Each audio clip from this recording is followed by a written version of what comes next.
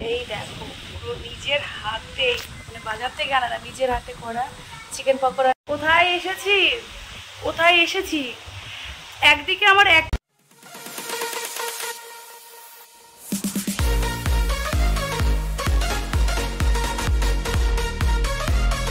Everyone, আমি সীমা প্রতিদিনের মতো আজকে আবার হাজির হয়েছি নতুন একটা ব্লগ নিয়ে।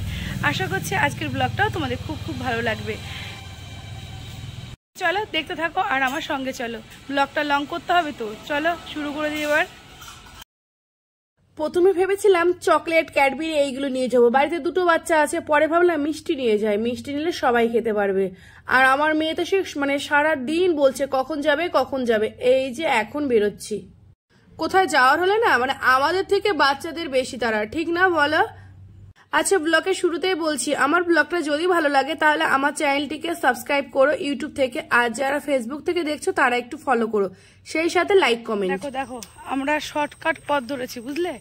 রাস্তা আছে, রাস্তা দিয়ে যাচ্ছি না। এদিকে দেখো কলা বাগান, পেছনে ঝোড় জঙ্গল আর সরু একটা তার মধ্যে দিয়ে পথ, সেই পথ ধরে হাঁটা ধরেছি। একটু ভয়ও লাগছে সত্যি কথা।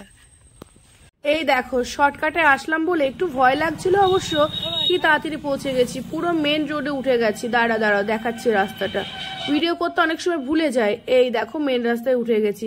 এই পাশে যে রাস্তা দিচ্ছ এই রাস্তা দিয়ে উঠতে পারলে একদম ওদের বাড়ির সামনে উঠতাম, কিন্তু কি করব চিনি না, ভুলে গেছি। মানে মেন রাস্তাটাই আমি চিনি। আর এই দেখো গল্প করতে করতে পৌঁছে গেছি আমার গন্তব্যস্থলে। এটা হচ্ছে আমার বান্ধবী বাড়ি, সেই সাথে আমার অ্যাক্টিভ ফলোয়ার। ছোটবেলার বন্ধু বান্ধব তো অনেকেই আছে, বুঝলে? আমাদের ভিডিও দেখলে আস্তে করে সরিয়ে দেয়। এটা আমার সেই বান্ধবী শুরু থেকে, আমি যখন থেকে ভিডিও স্টার্ট করেছি তখন থেকে আমার ব্লগ দেখে যাচ্ছে, আমার পাশে আছে। তাহলে তোমরাই বলো, কেন বলবো না যে ভাগ্য লাগে না? তোমরা যারা প্রতিদিন ভিডিও করছো তারা তো জানো আমার মতো কাহিনী সবার ঘরে, কি দিদি বোনরা, ঠিক বলছি না? এসে আরাম করে বসে এসেছি। এই কি বলছি, বসে আছি। আর বলছিলাম তো এতক্ষণ ধরে যে কোথায় যাচ্ছি। এবার ক্লিয়ার করি তাহলে কোথায় এসেছি। একদম বসে দেখো খাটে বসেছি। আর ওই দেখ, এই ওর ফ্যান কই, এটা তো ব্যাক ক্যামেরা দেখাচ্ছি।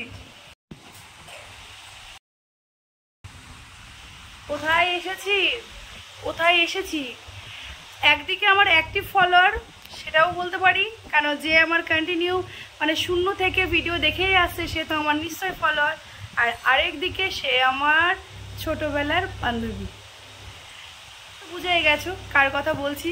বললাম তো যারা অ্যাক্টিভ ফলোয়ার তারাই বুঝে যাবে, আর যারা অ্যাক্টিভ নয় তাদের তো জানতে হবে। জানতে হলে আমার চ্যানেলে চোখ রাখতে হবে।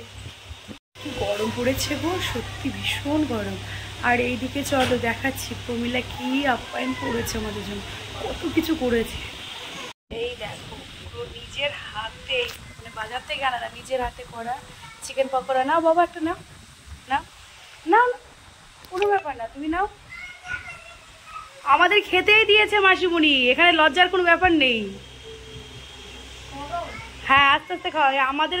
আর শুধু কিন্তু এতগুলো কাপ কিন্তু আমাদের একা না, সবাই খাবো একসাথে।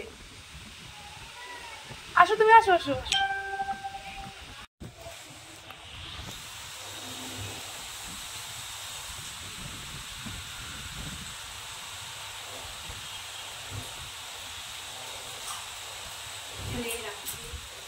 বাবা এত মিষ্টি দিস না রে। তারপরে দেখো প্রমিলা কি করেছে, একদম প্লেট সাজিয়ে মিষ্টি দিয়েছে। আমি যেন ওর গেস্ট, ছোটবেলার বান্ধবী, তার জন্য আবার এত কিছু। চলে এসো, এত কিছু তো একা খেতে পারবো না, আসো ভাগ করে খাই সবাই মিলে। কিন্তু সন্ধ্যার সময় চিকেন পকোড়া আর কফি সবারই মনে হয় ভালো লাগে, তাই না? 90%-এর ভালো লাগে। কার ভালো লাগে অবশ্যই কমেন্ট করে জানিও। কিন্তু তুই তো কোন সময় করলি স্নান করতে, আর আমি কেবল স্নান করে আসলাম।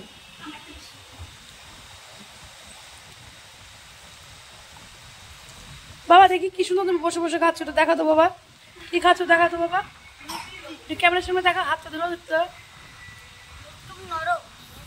ভেঙে যাচ্ছে। তাহলে ঠিক আছে প্লেটটা কি তোমার মতন খাও। এটা কি বলো তো, কি ওটা? আমি এটা মিষ্টি খাই, আমি যে খাই সবাই জানে। ওদের সামনে দেখি আর কি করবো, আমি খাই এটা সবাই জানে। তাহলে শুধু লুকিয়ে কি করবো, মিষ্টিটাই খাই, দেখিয়েই খাচ্ছি।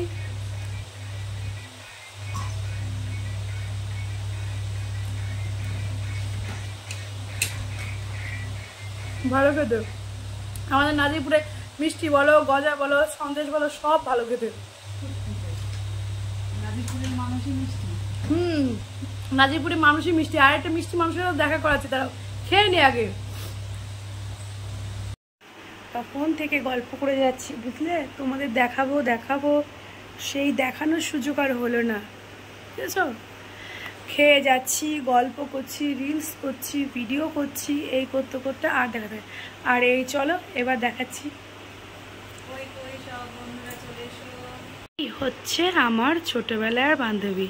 ও কিন্তু লাইভে ব্যস্ত আছে এখন, হ্যাঁ, কিন্তু দেখো, হ্যাঁ, নেটের প্রবলেম হচ্ছে। আর এত প্রচন্ড গরম, গরমে ঠিক করে ফ্যানটা চালাচ্ছে না, কি করবে বলে, আমরা তো সবাই বুঝি না, লাইভ করতে গেলে ফ্যানের আওয়াজগুলো হলে খুব বাজে শব্দ লাগে এখানে। আর এই দেখো কোথায় রিং লাইট দেখেছো আর কোথায় করছে, বুঝতে পারছো যে মানুষ কত কষ্ট করে ভিডিও করে।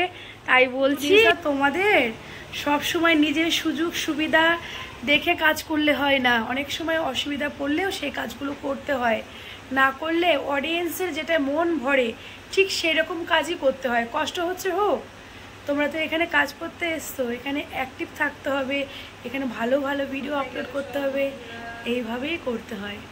আমি তো অনেকক্ষণ গল্প করলাম, আড্ডা দিলাম, লাইভে বসেছে, ওর সাথে একটু লাইভ করি, তারপরে আর ওইদিকে মেয়েটা খেলা করছে।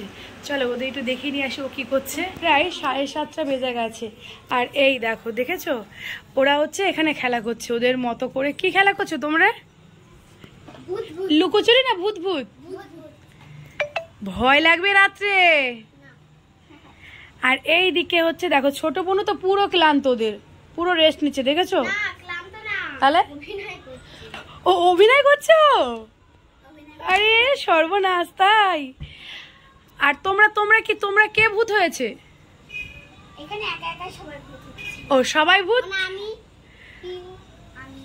ও আচ্ছা আচ্ছা, তোমরা খেলা করো। তো আমার মেয়ে বলছে তুমি যাও আগে এখান থেকে। আমি বললাম বাড়ি যেতে হবে, কিন্তু তুমি যাও তো আগে। যাই ভাই, তোর কাছে যাই, লাইভ অনুষ্ঠানে বসি, আর বেশিক্ষণ থাকবো না, বুঝলে। বাবা তুমি এসেছো, তোমার শরীর খারাপ, তুমি এসেছো, একটু টাটা করে দাও।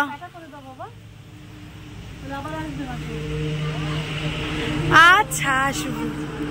এখন রাত প্রায় 9:45 বাজে। মেয়েটাকে অনেকবার বোঝালাম, কিছুতেই আসছিল না। ভাইও নিতে এসেছিল বাইকে করে, জানো, ওকেও পাঠিয়ে দিয়েছি। এবার হেঁটে হেঁটে মেন রাস্তা ধরে আমরা দুজনে যাব।